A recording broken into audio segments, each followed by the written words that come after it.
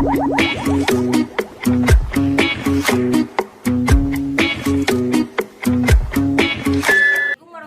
wabarakatuh. Nama saya Rini Alfianita. Saya pendamping PKH Kabupaten Tasikmalaya. Di sini saya akan mensimulasikan modul 5 sesi 14 langkah 3 poin 7.6 sampai 7. Kan udah dibahas ya tentang permasalahan yang umum dialami oleh lansia.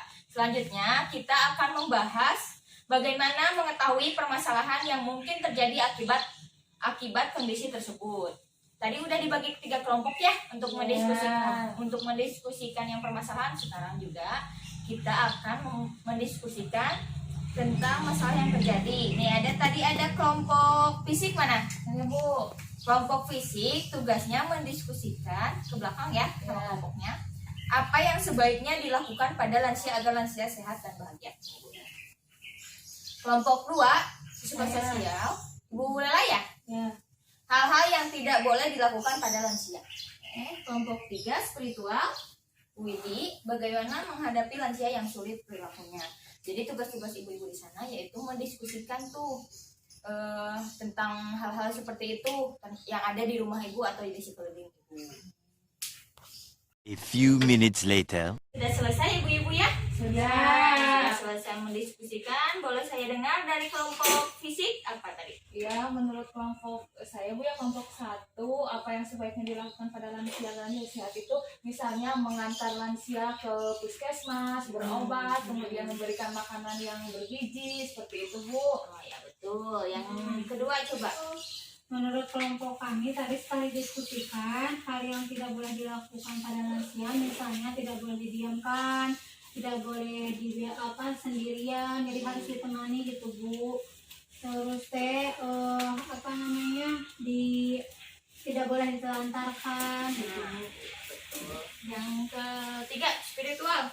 Tadi kelompok saya Bu berdiskusi bagaimana menghadapi lansia yang sulit perilakunya itu. Kita harus sabar terhadap perilaku lansia, tetap menghormatinya dan juga memberikan kasih sayang Bu. Nah betul sekali. Ada yang lain yang mau menambahkan dari kelompok 1 ke kelompok 2, kelompok 2 ke kelompok 3 atau dari kelompok 3 ke kelompok 1 sampai 2? Ada? Berarti sama ya. Nah mari kita simpulkan bahwa yang tadi ibu-ibu diskusikan ya tentang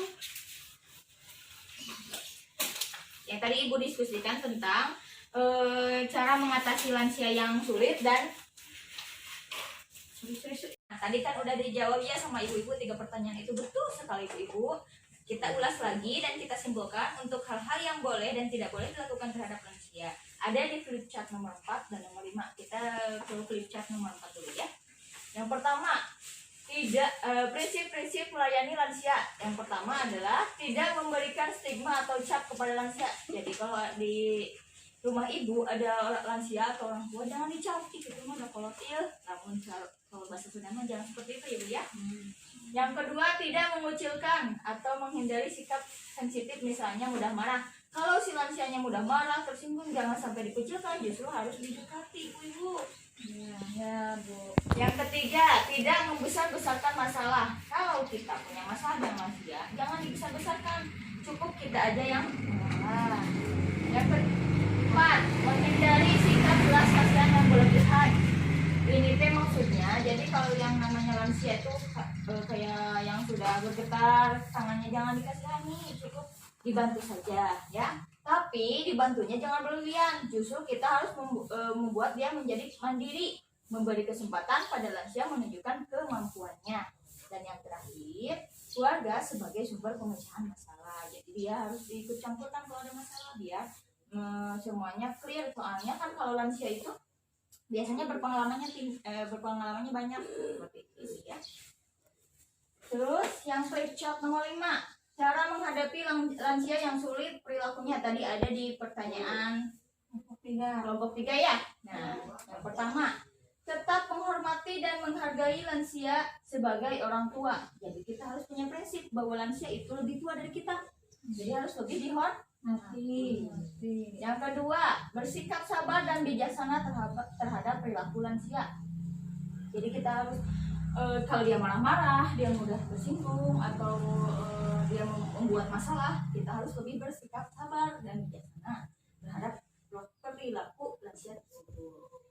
Yang ketiga, memberikan kasih sayang dan menjadi pendengar yang baik bagi lansia. Ibu-ibu kan dulu waktu anak kecil suka didengar sama orang tuanya ya. Nah, begitu sebaliknya. Sekarang kita harus lebih memberi kasih sayang dan menjadi pendengar yang baik. Itu baik ibu ya. Nomor 4, melakukan pendekatan pribadi, misalnya dengan meminta nasihat kepada orang tua atau lansia. Ibu-ibu jangan menyepelekan lansia. Lansia itu lebih berpengalamannya banyak, Bu. Jadi kalau kita punya masalah nih, kita meminta nasihat kepada orang tua atau lansia itu biasanya suka ada solusi atau suka menjadi masalah itu beres seperti itu. Terus yang terakhir, beri kesempatan terhadap apa yang disukai lansia, termasuk kapan ia mau mandi atau apa yang ia makan, apa yang ia mau kerjakan sepanjang tidak membahayakan dirinya. Seperti hanya tadi, biarkan dia melakukan mandiri selagi itu tidak membahagiakan dirinya. Seperti itu. Jelas ibu-ibu? Jelas, Bu.